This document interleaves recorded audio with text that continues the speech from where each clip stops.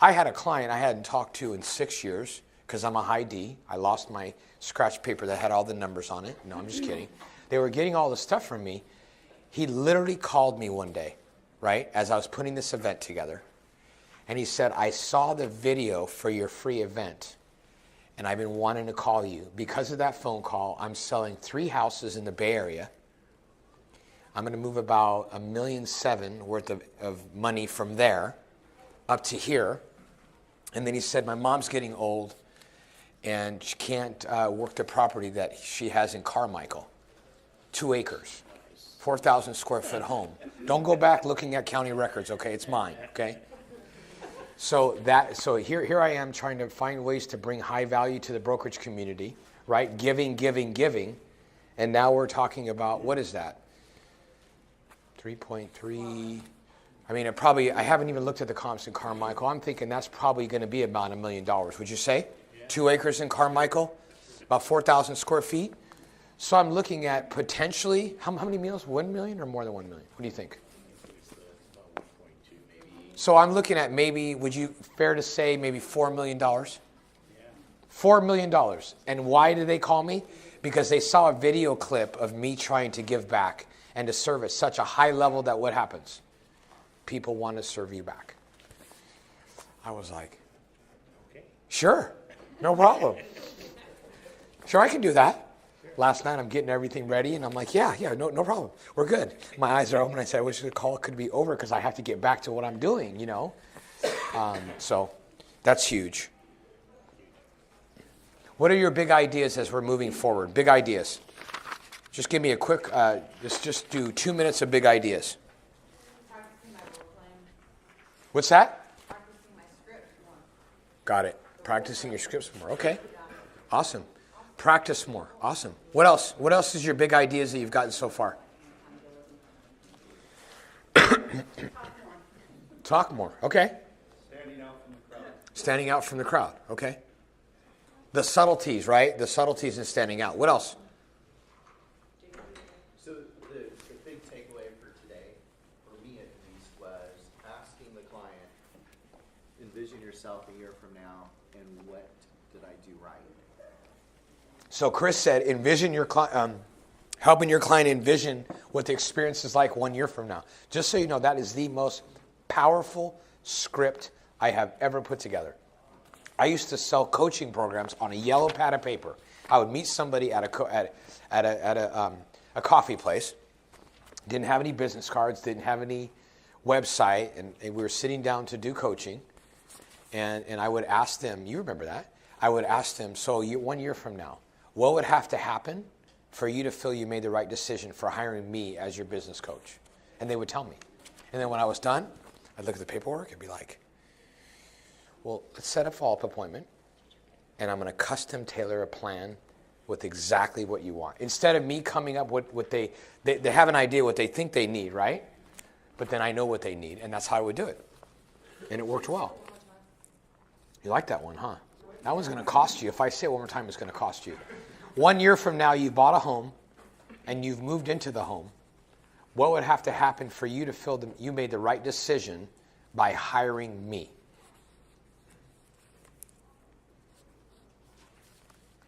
We got time for one more big idea. What was the big idea today? Only 2 in the room. Ask more questions. Serving people. Always be on stage. Awesome. Yeah, why did I know that? Because my dad said, don't be acting a fool. I have a good name. We have a good name. Basically, he was threatening me, saying, it's going to come back. You know, when you have a Sicilian dad, you don't want anything coming back, you know. Because you know what they do with their own loved ones, you know what I mean? So they treat us worse than everybody else, so you got to be careful. That was a joke, but kind of. So, okay, so let's move right in. So the question I have for you is how well of a consultant are you? How well of a consultant are you when you're selling? How long a consultant salesperson? How well are you? How would you grade yourself in being a consultant? When somebody comes in and says they want to buy a home, are you just taking it at face value, or are you really trying to look after what they want and trying to dig deep? Remember I mentioned, if you can get them to tilt their head and say, I never thought of it, then you have earned the client. Not only have you earned them there, is you're going to create a raving fan. And the story I like to tell is when, because I love to tell stories, is when I was driving down 99 and my engine in my Corvette literally blew up. And, I was, just took a listing, right? I was all excited. I was going 65 miles an hour on 99. And all of a sudden, so I was in a three-piece suit, pushing the car down on the right lane. And it was bad. Why, did you see me on the highway? If you saw me on the highway, I would fall apart right now. So anyway, at that point right there, I went to go see the mechanic, and the mechanic had said it's going to cost me around $3,000 to figure out what's wrong with the motor. He said, figure out, Johnny, what's wrong. Not fix it. Figure out. So I was like, $3,000 to figure it out? What's the cost of the motor? He said, well, it'll be about $10,000 for a motor. So now we're at $13,000. And then he said, we also got labor to put it in or whatever, and I'm freaking out. So I literally leave the car at that shop for a month because I'm freaking out. Do I just have the wrecker come and grab the car and take off? Because, I keep the car in pretty pristine condition. I really take care of it, right? So that was the shop that I had. They had done some work. And then I called the High Performance Corvette shop, and I talked to them. And this guy, the first thing this guy, was talking to me about, he goes, oh man, this is bad. And I goes, what? He said, yeah, it's just bad, But, this is a great opportunity for you to get a faster motor for your car. Because we're going to be in there. We're going to pull the motor out. We can put a nicer motor in or whatever, and we can soup it up. Because you got about 418 horsepower. I can put one in there that will bring you closer to 600 horsepower, right? And I'm talking to him. And I'm like, how much will that cost? He goes, probably about 15 grand. 15 grand, okay. So now I'm even worse off because now I got two people and they kind of give me two different opinions. So then I'm dropping off my Lexus at the Lexus dealership. And, I've owned two Lexus. They've always taken really good care of me. And I just felt like I was being led to tell the guy at the Lexus dealership about my Corvette, right? Go to a Japanese dealership to talk about American cars. He said, go see this guy. So I went to go see him. I called the guy on the phone. We were talking on the phone.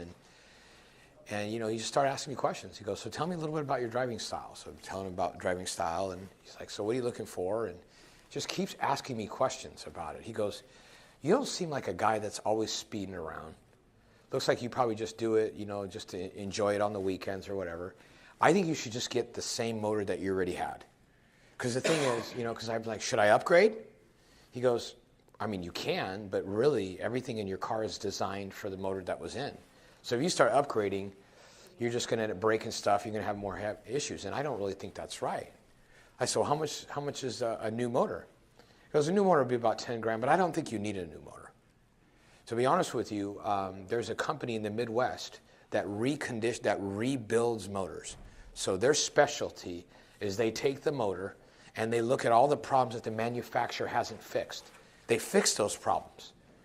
And then you get the product back and it's warrantied up 100,000 miles. He goes, and I said, well, how much are those? He goes, it's 5 grand. So I was like, interesting. Let me think about it, and I'll call you back. So then I called the high performance guy, gave him one more chance. Asked him about the question and stuff, and I just wanted to try to just solidify, because now I have 3 answers. 2 of them are close by. 1 of them is way far away. This guy is like cutting the costs in half, right? So I called him and talked to him about it. The guy that specializes in Corvettes, and come to realize, he decides to tell me, well, to be honest with you, I'm not really going to be able to get a handle on it till January. I said, oh, really? This was like October. I'm like, I've been without the car for a month. And for those of you that are car buffs, it's really important that we get a chance to just driving it for a couple hours. Just kind of helps remind you why you work so hard, So he said, we're not going to be able to start till January because I'm actually downsizing my shop. And then that was all the confirmation I needed. So I called the other guy back, and I said, go ahead and do it. So the guy got it all taken care of. And then at the end, he goes, your car's about ready, but I have something I got to tell you about. He goes, before I give you your Toyota Prius back, this is no offense against Toyota Prius. He says, before I give you your Toyota Prius back, can I make a suggestion? I go, Toyota Prius? What are you talking about? Corvette? He goes, yeah, but it sounds like a Toyota Prius. You don't even have an exhaust. It's still stock. This is what I'm willing to do. For an extra $400, Joey, I'll give you a $1,500 exhaust system. So that way you can drive around. That way when you get the car back, you actually feel like you got something. Right? Does that make sense? Well, how would I feel if I just got the motor, put it in, and done, right? Yeah. Was he a consultant, yes or no? Yeah. Could he have sold me more, yes or no? Yeah. Do you think I'm a raving fan, yes or no? Yes. You with me? Do you see the difference? Yeah. And here's the thing is, because I turn myself over to the service of other people, I'm always looking for ways to take your world, the analogies and the concepts that I'm sharing with you guys, how they're being handled in other parts of the world so we can have parallels. Does that make sense? And with those parallels and with those stories, again, I said this earlier, I just want to own a tiny piece of real estate in your head. There's no pun intended in that at all. So, questions on that story? Questions on that story? None. Did you upgrade to the... No, I didn't. I just got the same one. And I love driving that. I enjoy driving it more now than it ever has. What's that? You got the exhaust? Yes, I did. Yeah. So it was awesome. Cadillac Motors, so What's that? says you got the new exhaust system, so now it sounds good. Oh my gosh. I can just sit in the garage and listen to it. It's probably not safe. But you have heard it, you know. I knew I said doing Oh my gosh, it's amazing. I really enjoy it. So, but you know what? He did such a great job, and it cost me half the price, and it really, and you know what's interesting is you really can't judge a book by its cover, because when I walked in to write the check for this guy, when I looked at him, I was like, this guy is so good. It's him and his partner. And he said, we do a lot of normal economy cars. We seldomly do a lot of high performance. Boy, if you told me that before, I probably would have been a little more skeptical. He goes, but let me show you something. He takes me out back and shows me his Viper and just all this other stuff. And he goes, when we get some toys in here, we just go crazy, you know. So you really can't judge a book by its cover. The guy is a master at his craft. He is a master at his craft. So, question I have for you. Are you living your life with your antenna up, where you're actually looking around trying to find clues and strategies that other people are doing in different industries where you can bring it into your world? Are you doing that? Are you truly doing that? Because that's what a mastery, that's what the breed of mastery looks like. We're always finding ways. Make sense? We talked about your story being your script. Here's a great quote that came to me in one of my presentations, which I had to hurry up and write down. We have to be so good at our presentation skills in order to protect our clients from themselves. We have to be so good at our presentation skills in order to protect our clients from themselves. You guys with me? Yeah. He had to protect me from myself in that analogy. I was about to sell the car. You guys with me? I was about to sell it because I kept being convinced it was going to cost me between $15,000 and $18,000. And it ended up costing me $10,000. And that's with that's with the motor, that's installation, that's all the other stuff, that's add-ons, and then on top of that, that's an exhaust system. You guys with me? So we have to be so good at our presentations in order to protect our clients from themselves, protect them from their fears, protect them what's causing them to be emotionally reluctant. How good are we at our craft? If I've offended you already, I'm sorry. It's quiet. I have to say something to bring you guys back in the room. Questions or comments on that? Next page. We're on page 6. The warm handoff to the loan officer. We're going to move a little quicker on that. Wow. We have about 40 minutes before our panel. Doing pretty good. I'm going to get through this. So we won't be out at 9:30. I'll probably be done about 8:45 is what I'm thinking. Warm handoff to your loan officer. Find a loan officer that understands how you sell, whether you're high touch, whether you're low touch. Whatever kind of salesperson, consultant, whatever you guys, I'm telling you, The bottom line is, however you sell and how you connect, your loan officer has to sell and connect the same way.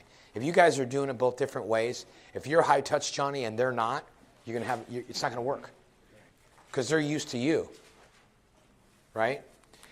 I brought up someone that I have a relationship with, and I want to share her with the world. But here's the bottom line is, my biggest complaint about her is sometimes my clients like her more than me at the end of the transaction. 3 people got that joke. It's not even a joke. More people like her at the end than me. That's not fair. What? What'd you say? So that's understandable. Well, thank you so much. At least I know how you feel about me. So here's the thing is we've spent time. It's been great working because there's a quote that says, iron sharpens iron. We're really good at that. And we're looking at figuring out ways to sharpen one another and get really good. And, your team either helps your job really work or doesn't. So make sure that you understand how to do a warm handoff. Usually when I'm getting ready to hand a client off to my lender, I'll call and speak with the lender first and talk to the lender about what I uncovered. You guys with me?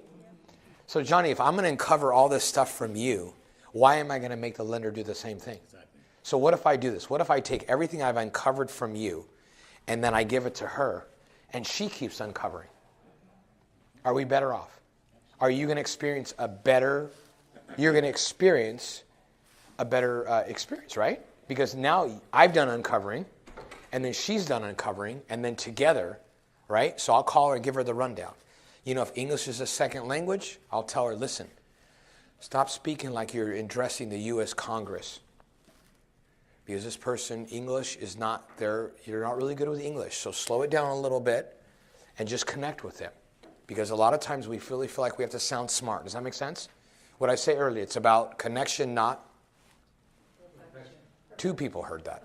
It's about connection, not perfection, right? So calling and letting the lender know a little bit about your client before you hand them off. Okay? Which is huge. Number 2, give the lender some info how to highly connect with your buyer. So any kind of rapport building stuff, give it to the lender so she can just piggyback, right? Give her tools on how to connect. Really important. Give her the rundown. This is before you hand the client over. You guys with me? Number 3, this is the gospel according to Joey. Arrange a 3-way intro call between you and your lender. Hi, Mr. and Mrs. Buyer. How are you? What I like to do is I like to just arrange an introduction call between you and our lender. And just so you know, Mr. and Mrs. Buyer, when it comes to buying a home through me, I don't charge you for any of my services. Number 1. Number 2, I don't make any money on who you decide to work with as a lender. But can I tell you what I do get? Well, yeah. What I do get is I get the assurance that you're going to be taken care of. Does that make sense? You and I are going to be married for the average of 60 to 90 days from the time we start to the time we close. But you're going to be married to your mortgage for 30 years. Does that make sense? And that's what I say. The script is in here, right? And we do the 3-way call. And then after the 3-way call, I'll tell them I'll be on the 3-way call. It's a really quick call. Hi, Marlena, this is Joey. I want to introduce you to this person, whatever. I just want you guys to connect and set up a phone appointment. So then the lender does a quick phone appointment. She'll start digging. Then she'll call me back and let me know what she's uncovered. So I do the uncovering with you. Then I warm hand her off to the lender, right? I let the lender know a little bit about you. And then the lender takes over. Johnny then keeps digging, right? And then we regroup again. Does that make sense? And then I wrote down here number 4 on that is let your lender know if they need to dumb down the process. And what I mean dumb down it is it's not about sounding smart. What I mean dumbing down is connecting. They're connecting. And it's really important that you see where I'm coming from on that. It's about connection, not perfection. I'll be there on a 3-way call before I was implementing that, and I would send the lender text messages going, what are you doing in the middle of the call, right? And Miles Monroe has this amazing quote. He says, don't talk down to people. Talk to them at their level and then bring them to your level. You see the difference? Don't talk down to people.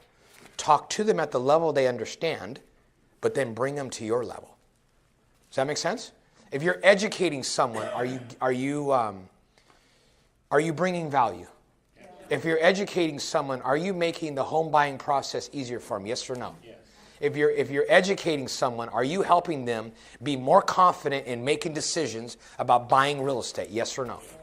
If you're educating someone, are you giving them the confidence to be willing to buy more real estate? Yes or no? Is it going to be easy? I got that part. Yes or no on the last one? Yes. Yes. If you're educating them, do you think it's going to be easier later on when you say, hey, Kevin, you bought a home now. Hey, have you ever thought about investment property? Are you going to trust me more? Can we have a conversation?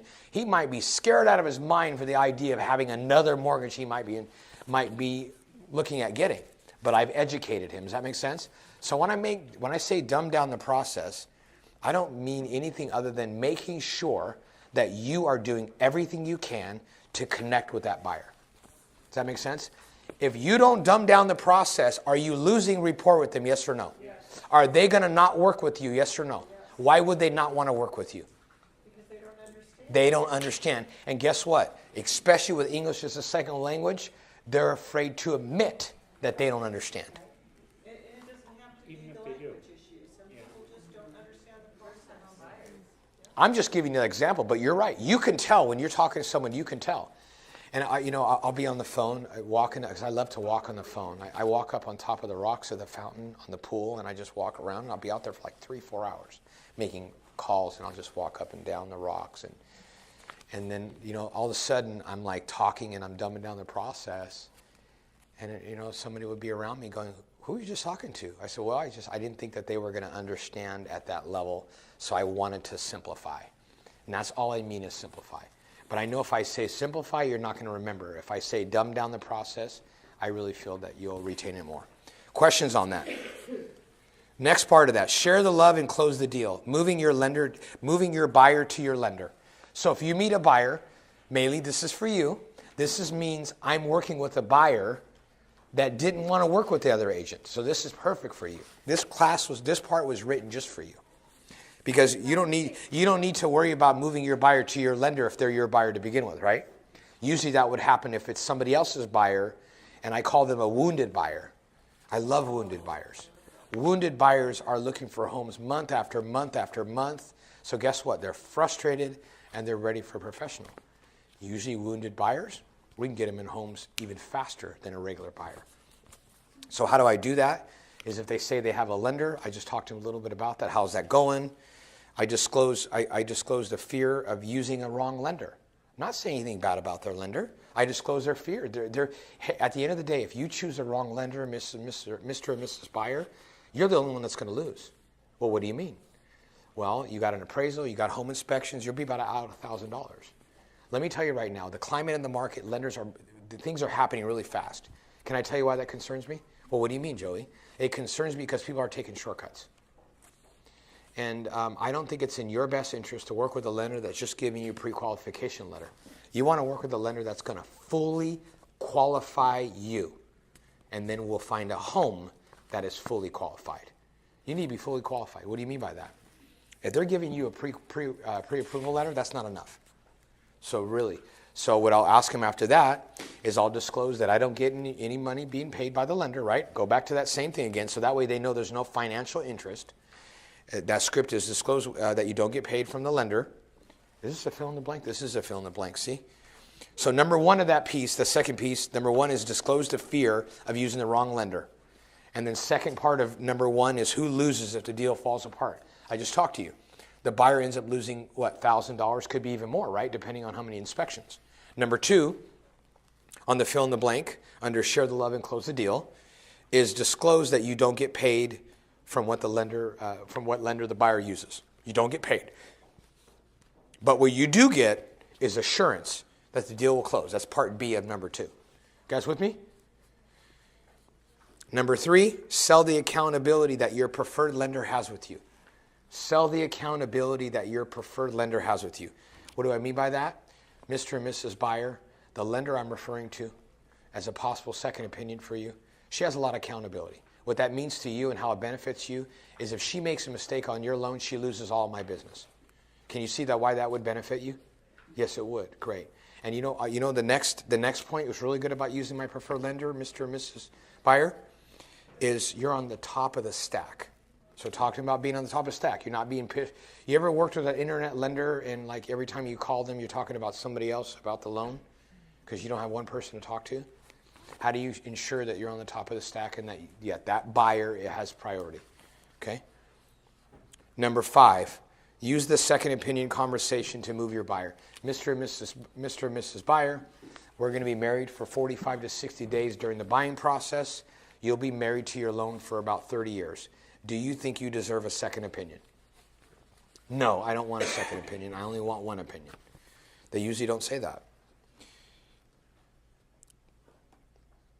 Any questions so far? Are we lost? Are we good? Page 6. Page 6, item 6. Share with the buyer the conversation about rates versus fees. I really try to simplify it. Because the thing is, if a buyer is more rate conscious, right, then they're going to go to anybody that's going to tell them the right story, right? Am I the only one that believes that? If your buyer's more rate conscious, they're going to look for the lowest rate, right? And you heard those guys up here earlier. It's like, it's not about rate. It's about being a consultant. It's about being an advisor, right? So usually I'll tell the buyers, listen, there's 2 categories when it comes to loans.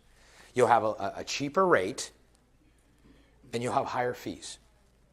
Or you'll have a higher rate and lower fees. Those are usually where it is. So it's not really about numbers as it is finding a lender that really is going to dig in and find the right loan for you. You guys agree with that? What's more important? The lower rate or the higher fees? What's more important? Is it the sandwiches that you're in like food coma right now? Sam asked me to sit down. I said, if I sit down, I'm not getting back up. I got to stand up the whole time. What's more important? Some lenders do charge higher fees for the same rate. Yeah, and some people will do that. Yeah, so all I'm trying to say is explain to them what to look forward. Explain to them what to look for. Make sense? Just other tips on doing that. Number 7 is sell the lender as a consultant and not just someone who sells money. Sell the lender as a consultant and not just someone who sells money. If you have the wrong lender, is your deal going to be a nightmare? Yes or no? Right? If you have the right lender, are they going to help you? They're going to help you, right? They're going to sell you and you're going to sell them. And they're part of your team. So, which is huge. Number 8, be cautious in using the word shop around because they will shop you too. Be cautious using the word shop around because they'll shop you too. If you're telling them, hey, shop around for other lender, you're putting them right back on the market, right? And if you put them right back on the market, what happens? You lose them. Why do you lose them? Because now they will. That's it right there. So be really careful. Shopping around is different than saying, Francisco, I want to make sure you find a loan that you're comfortable with. So if you don't mind, at the end of the day, if I give you a second opinion, at the end of that opinion, 1 or 2 things will happen. Number 1, you can decide working with the other lender, or number 2, you can do what most buyers do and work with our preferred lender. That's it. Questions on that?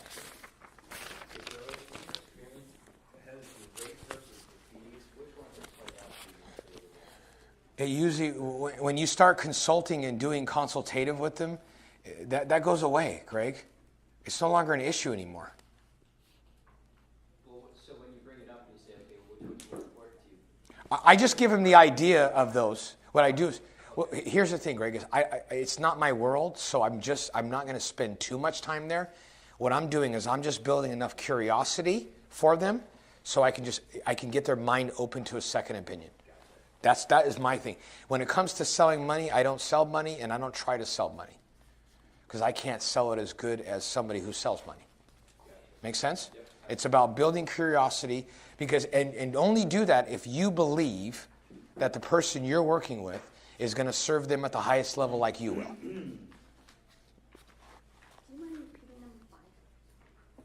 I forgot. I'm just kidding. Number 5. Use the second opinion conversation to move your buyer. Okay. Page 7. In the sales process, Okay, in the sales process, those of you that are in a food coma, wake up. Top of page 7. In the sales process, in order to blank number 1, build value, blank number 2, credibility, and blank number 3, trust quickly. Repeat that again. Top of page 7 says in the sales process, in order to, number 1, build value, second blank, credibility, third blank, trust quickly, we must learn to speak to the unspoken conversation in the minds of the client/prospect. So whether they're a client or whether they're a prospect, this is where we're examining the unspoken conversations that they're having. Because if you can speak to the unspoken conversations in the minds of a prospect, are you going to build rapport with them, yes or no? If you can speak and help them address their fears, are you helping them, yes or no? Because at the end of the day, I'm picking on you again, because I'm excited for where your business is going to grow. The thing is, it's because of your approaches that people want to work with you. You are saying something to them that the rest of the agents are not. And the more you learn about your buyer, the more that's going to happen. Does that make sense?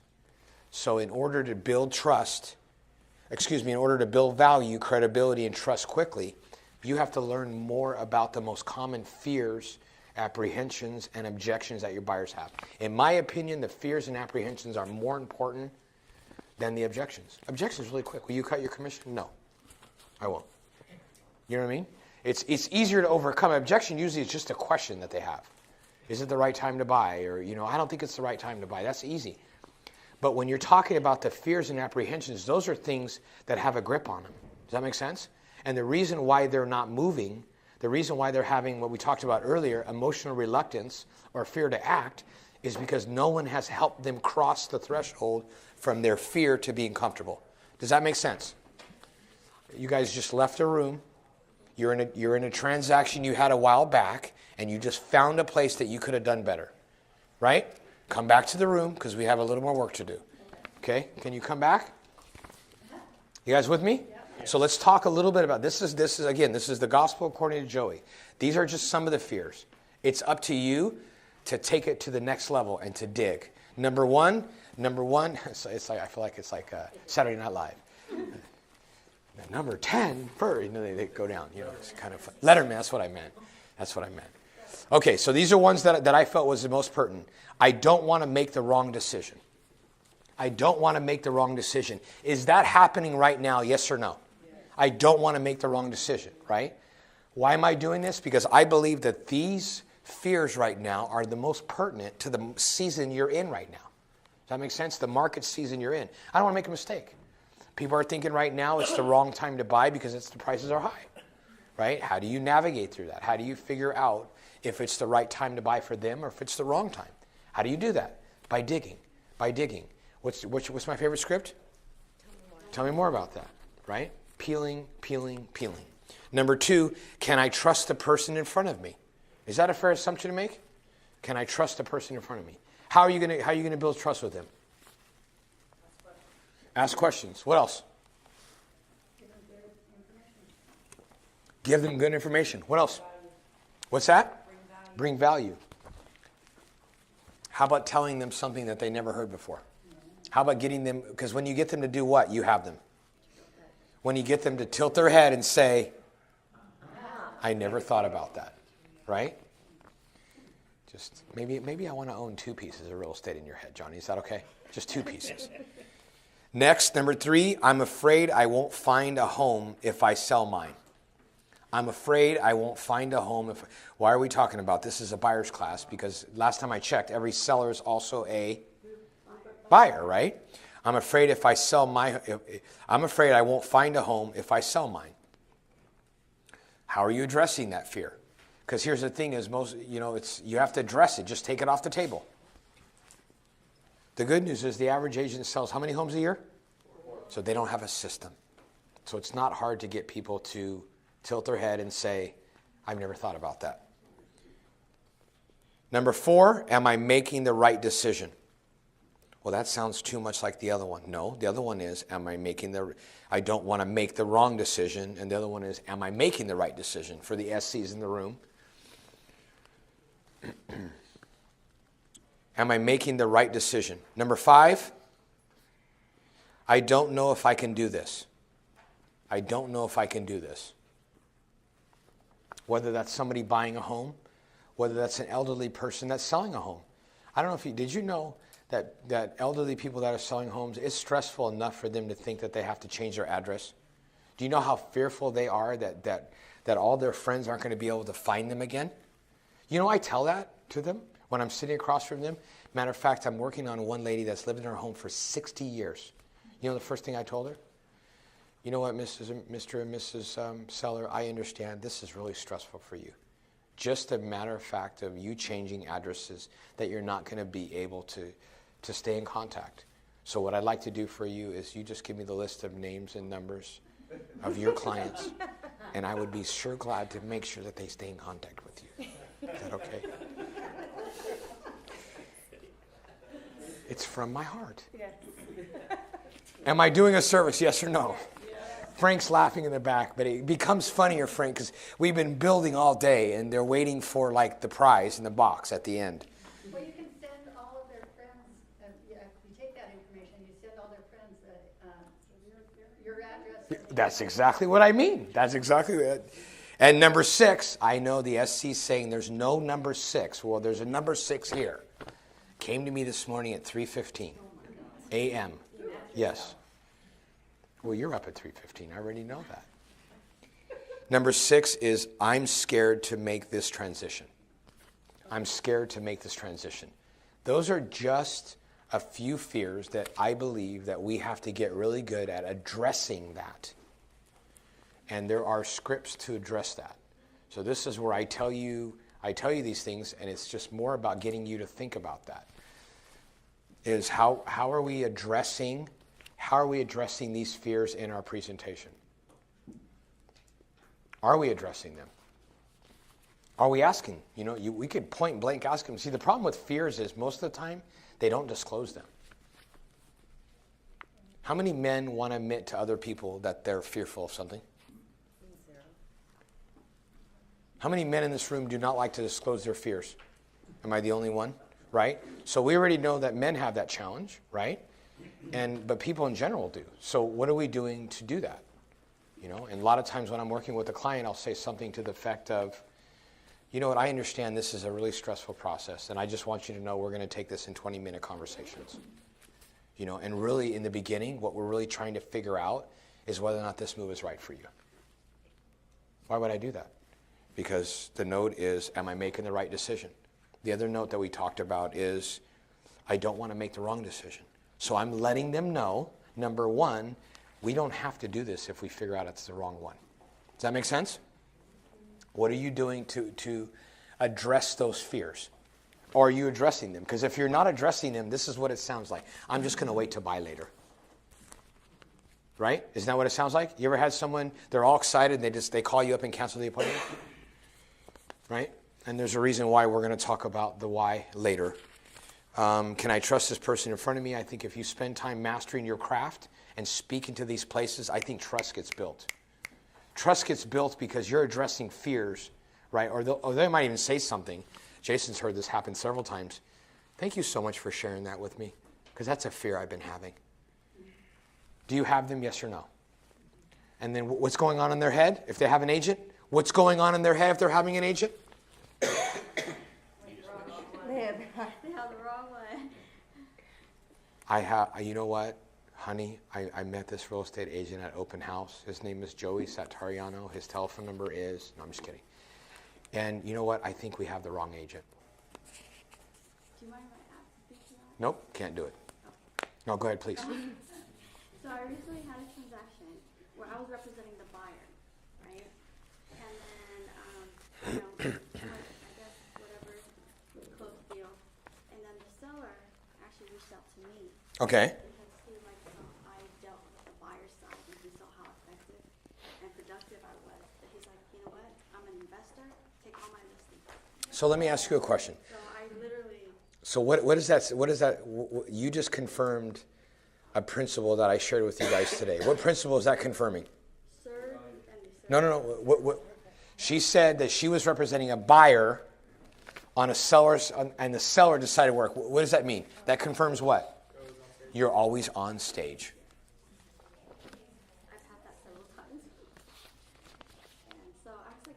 I'm going to help you with all the additional clients that you can't help. I'm here to serve you. Page number, what was the page again? 14, I remember. 14. Just remember, circle it, everything, okay? Put it on your fridge. Now, okay, let's keep moving forward. Now we know the monster's under the bed. Let's start differentiating ourselves from our competition. Part of building value is doing everything your competition is doing and everything that they are not. Ask yourself, are you saying the same things that other agents are saying? Go to open houses. You know, the first thing a typical agent will say is, are you pre-qualified? Are you working with an agent? And they want to get that done, and they go on the next one, and they go on the next one, right? Or does that work?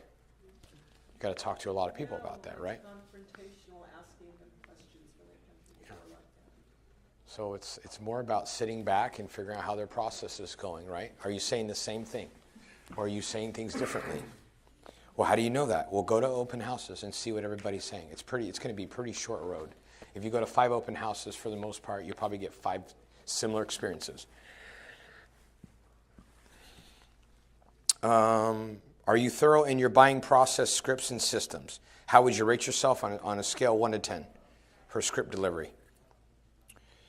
Next, is your lender on board with your process? So does your lender know your buyer process? Does your lender know what your buyer's consultation looks like? Are they confirming it? Do they believe in it? And then here's the biggest thing. I don't think most people even have how many in this room have buyer's consultations? Let me ask one more time. How many people in this room have buyer's consultations? About, what, 30% of the room? Without a buyer's consultation, you're just winging it. Buyer's consultation really, really help you. I'll tell you a story.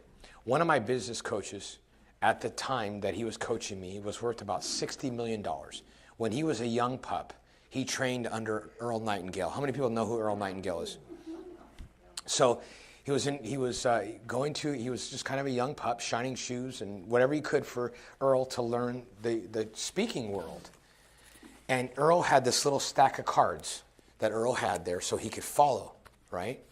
And my business coach went up to Earl and said, Earl, why do you have these cards?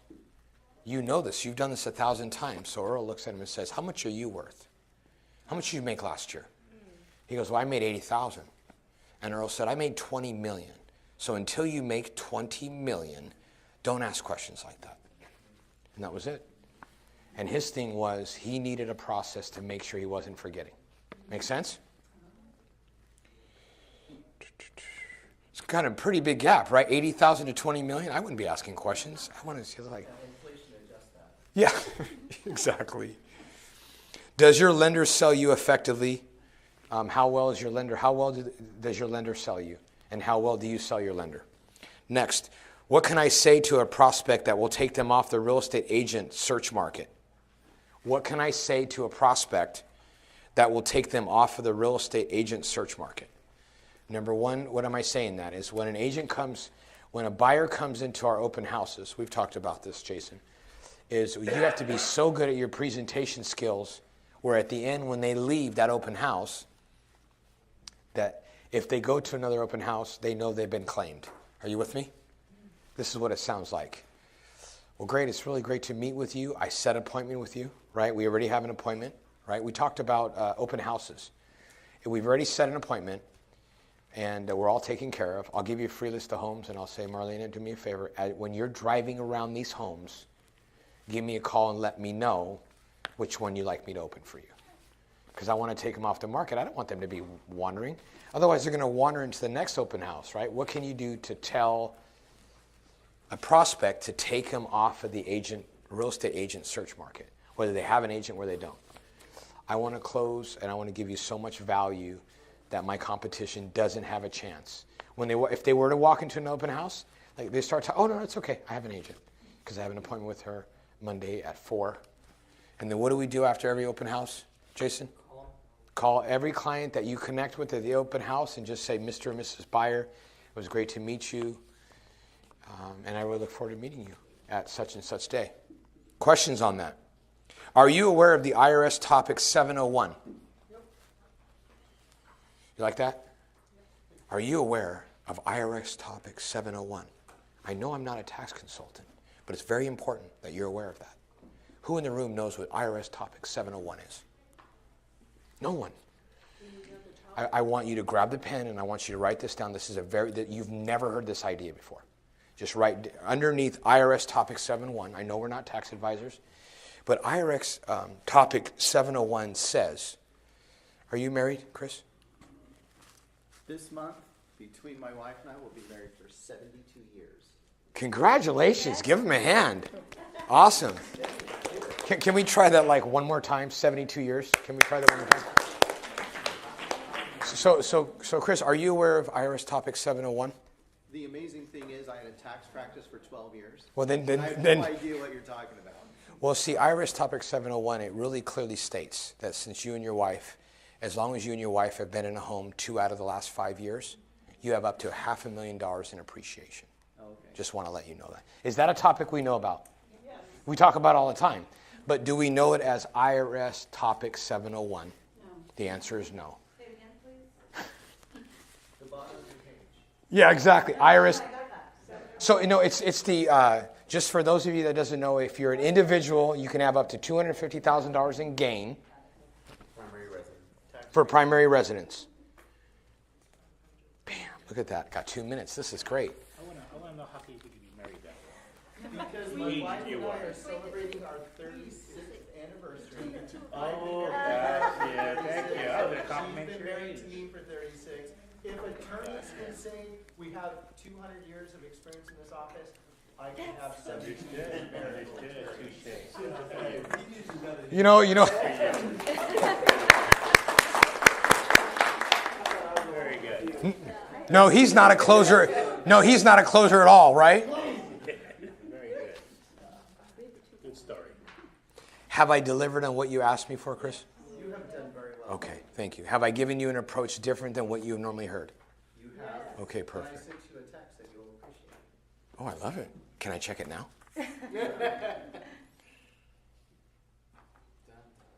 Oh, buddy, thank you so much for that. I'm going to turn red right now. I'm in front of a group. I probably shouldn't have checked it. Thank you. He's trying to endorse me and help me with more opportunities to speak and train. Thank you so much. Okay. Kevin, how you doing, buddy? Let's give Kevin a hand for coming in, helping out.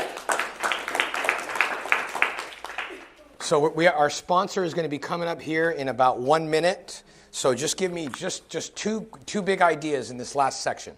2 big ideas that you guys got.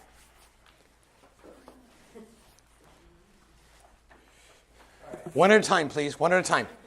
One at a time. IRS section 701.